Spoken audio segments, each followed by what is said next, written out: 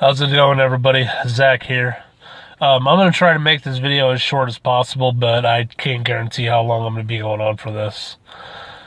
I've been posting about it all day, and I said I wanted to make a video, guys, for you guys about it, so here I am. So apparently, yesterday, the police found Chris Cornell dead. There was a lot of rumors going around today in the news. I didn't want to talk about it until everything got completely cleared up. But apparently they did rule it a suicide. What they say apparently was that he hung himself. Which is both incredibly sad and incredibly unfair at the same time. Not just unfair to the fans and the people who loved his music, but also unfair to his family and his friends, his cohorts, everybody in the Seattle scene that's still alive. You know, these people, went through the death of Andrew Wood. These people went through the death of Kurt Cobain. They went through the death of Mike Starr and also Lane Staley. So many good and talented musicians lost, and it's just such a shame. And I knew that Chris, when I read a lot of stuff about him in his past and heard a lot of what he had to say, that he had some really dark times when he was younger, and when he was on drugs, a lot of that would bring out his dark side as well too. But throughout a lot of this, he seemed so close to his family and seemed so close to the fans, and just with his music, it seemed completely out of nowhere, and it's just such a damn shame, But what does Chris Cornell mean to me? Chris Cornell, I remember the first time really kind of piecing together him and the music, and it was the first time I heard Black Hole Sun, and I realized, oh, so that's who it is. Because there's a lot of times where I was kind of studying up on grunge when I was still in grade school, but it wasn't really until middle school that I started really get into it. And yeah, so, all the stuff you hear on the radio, Spoon Man, Fell on Black Days, Day I Tried to Live, stuff like that.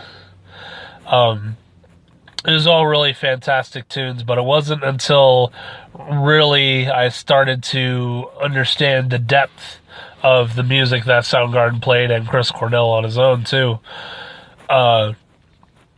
When I got out of high school, I remember finally being able to pick up. I remember there was this CD store that finally opened up in one of the little towns around my area.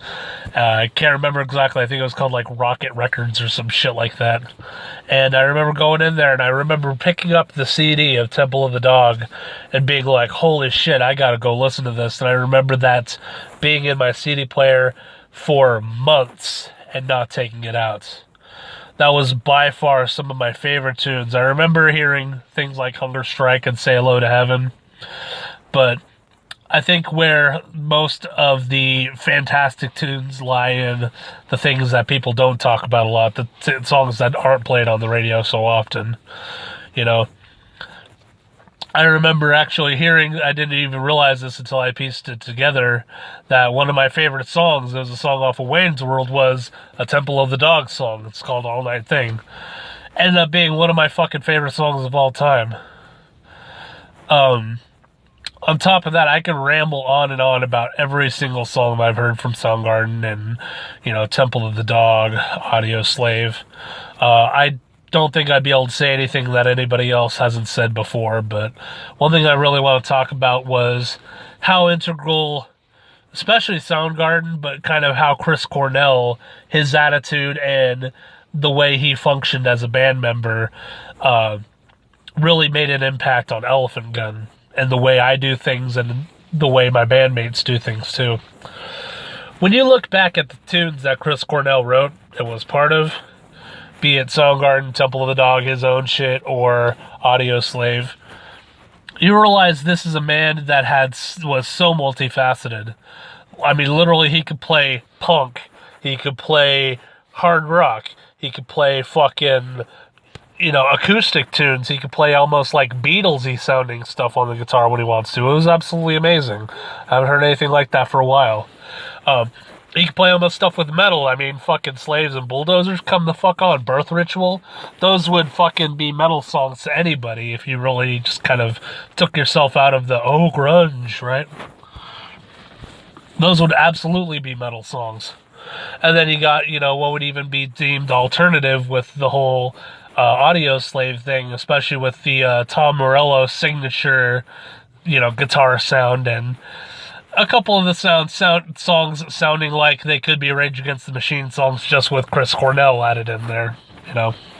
I know a lot of people have beef with Audio Slave, but I really don't give a shit. I personally still love them. I don't think they're better than Soundgarden. I think they're different, and I think Soundgarden is a lot more influential on me, but I cannot have anything against those fucking tunes. They were amazing. And the way Chris Cornell could fucking bounce between metal, hard rock, you know, alternative, all that shit. The way he can seamlessly bounce back and forth between that was what really, that along with a lot of other influences like the Beatles and stuff like that, those were the few things that clicked in my head to where you can say, you know, if you want to play something, fucking play something. You don't have to be held down by a genre. You don't have to be held down by a style. Just as long as you make a cohesive song, you can do whatever the fuck you want, you know? You don't have to fucking play by anybody's rules. You can do it the way you fucking want to do it. And that's the way grunge has always been. It's always been, you know, the punk ethos. It's always been do it yourself, do it for yourself, and if anybody wants to come along, fucking join the ride, and it'll be awesome. And that's the way I've always seen what Elephant Gunn does, is that the number one rule in Elephant Gunn is that we never should say no to anything. We could say we want to do something later, but we never say, oh, you know, that'll drive away fans, or, oh, no, I don't really care for that kind of music. You know, there's certain styles that we kind of like and kind of don't like, but we never try to limit ourselves.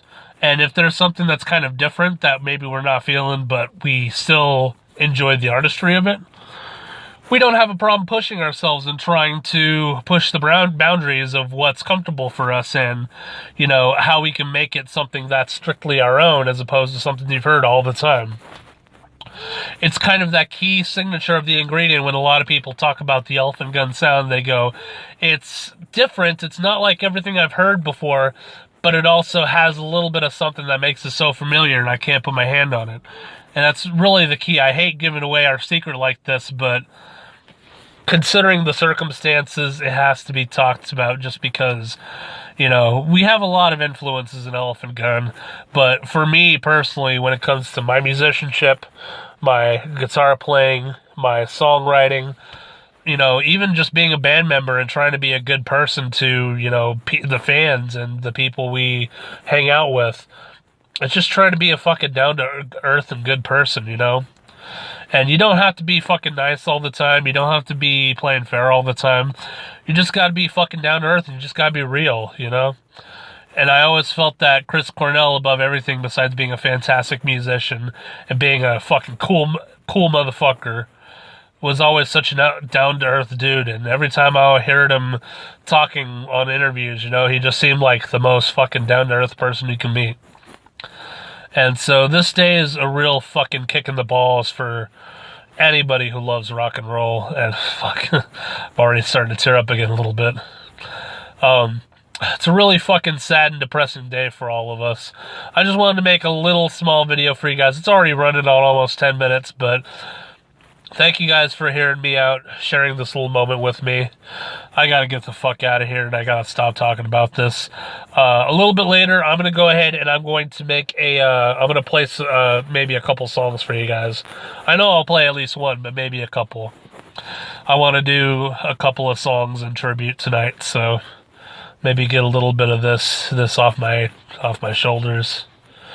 But anyways, yeah, Chris Cornell, rest in peace, man. You will fucking be missed. Take care.